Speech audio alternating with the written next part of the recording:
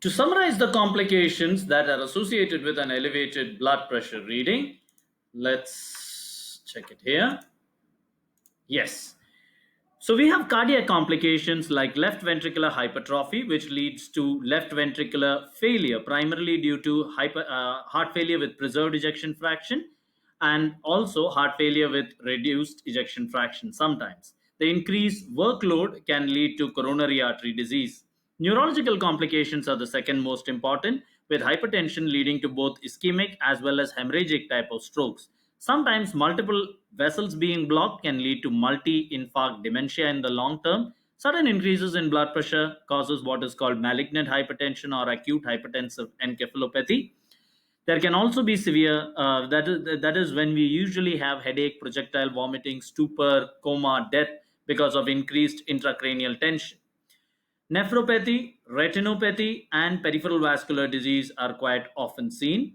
Nephropathy is evaluated initially with microalbuminuria, which gradually gives way to glomerulosclerosis. Okay, hypertensive retinopathy will have an attached version of the retinopathy complications in hypertension, but that will be subsequently in the notes. Peripheral vascular disease is easily screened in the outpatient department by looking for the ankle brachial index. That is, the blood pressure in the lower limb versus the blood pressure in the upper limb. Normally, the blood pressure in the upper limb should be higher than that in the lower limbs, but in case of atherosclerosis, which usually affects the femoral artery, the iliac artery divisions, many a times the blood flow to the lower limbs are reduced. So in that case, the ankle blood pressure will become lesser than the brachial blood pressure.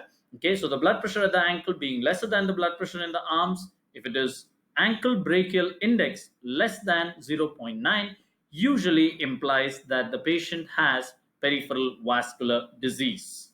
Right. So it is keeping in mind that there are such complications. Whenever you evaluate a patient of hypertension, we have to investigate, do the following investigations: a fasting blood glucose, because hypertension is usually associated with diabetes and also dyslipidemia, so you do a lipid profile. Serum creatinine needs to be seen and estimate the GFR with the patient's height, weight, and gender. The reason we do that is because nephropathy is one of the commonest complications. Sodium, potassium, and calcium can be hints towards endocrinological causes of diabetes. A urine analysis is necessary, especially to look for conditions like glomerulonephritis. Thyroid stimulating hormone to screen for thyroid, okay, hypothyroid conditions, because they can be associated with hypertension. An electrocardiography is basically an attempt to look at primarily left ventricular hypertrophy. Also, sometimes ischemic changes can be seen. If the patient has left ventricular hypertrophy, we can optionally also do an echocardiography. Urine albumin creatinine ratio is something that helps us to detect albuminuria or microalbuminuria. Normally, we excrete less than 30 milligrams of albumin per gram of creatinine per day. If it is above 30 but below 300, that is 30 to 300 to be specific, 299. 30 to 299 milligrams per gram of creatinine excreted every day is called microalbuminuria. Patients who have microalbuminuria are likely to progress to full blown nephropathy, and these are your high risk patients. Uric acid is also looked because usually in obese patients who are likely to have diabetes, hypertension, dyslipidemia, they also have hyperuricemia. So it can be used as an independent marker. So remember, the basic essential tests are the first column, which you need to do in all hypertensive. Optionally, you can also do the others if the facilities are available. One of the reasons why we need this is because there have been studies of large number of hypertensive patients, and using some of these parameters, you can predict the possibility of having a heart attack or a stroke. Now that will be brilliant, because sometimes the patient comes and tells you, doctor, I have high blood pressure, my father had high blood pressure, my brother has high blood pressure, we are all happy, we don't need any treatment. Why should we need treatment? You tell me that I might have a stroke, I might have a heart attack. My question is, what is the chance that I will have a heart attack in the next 10 years? That's a good question. To answer this exactly, we can calculate what is called the 10-year atherosclerotic cardiovascular risk score. Okay, using many studies, we have actually managed to get a calculator which can calculate the 10-year atherosclerotic cardiovascular disease risk. So, if you look carefully, this is available as an app on most of your phones. Here it contains parameters like the gender, the age, the race of the individual, the total cholesterol, the HDL cholesterol, the blood pressure, as well as other parameters. So this is some of the there are some additional parameters also which you can add. So by looking at these parameters, you can enter these values and you will get an approximate. That is, what is the 10-year atherosclerotic cardiovascular disease risk? That is, you are telling the patient over the next 10 years, you have 3.2% chance of having a stroke or a heart attack. But over your entire lifetime, the chance is 50%. Okay, so you can calculate both the 10-year atherosclerotic risk and a lifetime atherosclerotic risk.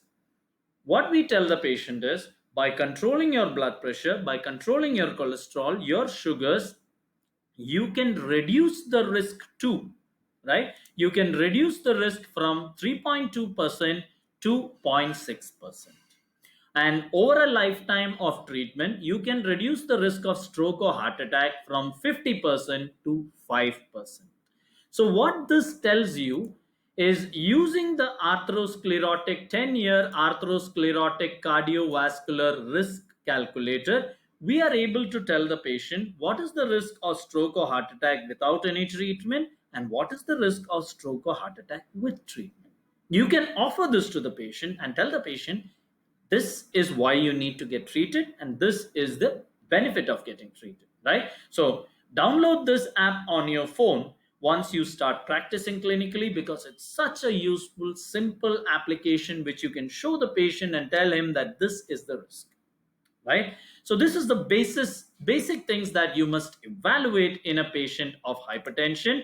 One thing that a lot of people ask is, should I check all my patients for hypertension, right? Should I check all my patients, every patient who comes in, should I check for hypertension? There are certain rules on whom you should look for hypertension. That is, whom do you screen for hypertension? Ideally, we screen all patients who are more than 40 years of age. Any patient who is showing signs of some secondary disease which can lead to hypertension, I will list them out soon, or if the patient seems to have high risk, has a family member or something who has hypertension and has had a complication, it is worthwhile to screen him. And when you screen the patient, if you get a normal blood pressure, all you tell the patient is optimize you can give the patient a lifestyle advice and ask them to continue. After 40, you measure the blood pressure every year. Suppose you get elevated blood pressure. Okay, you get elevated blood pressure. The first thing is, do not label the patient as a hypertensive just yet. Okay, once high blood pressure reading is not a hypertensive. You give the patient a chance, 3 to 6 months, lifestyle modifications, and then see.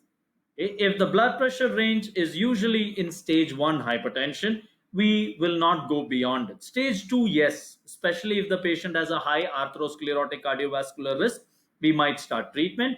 But when you screen and you pick up, generally what we ask is you tell the patient that you need to optimize your risk factors, and then we will rescreen for the hypertension rather than starting treatment immediately, right? Now, to further go into the treatment, let us now discuss the treatment options for hypertension one by one.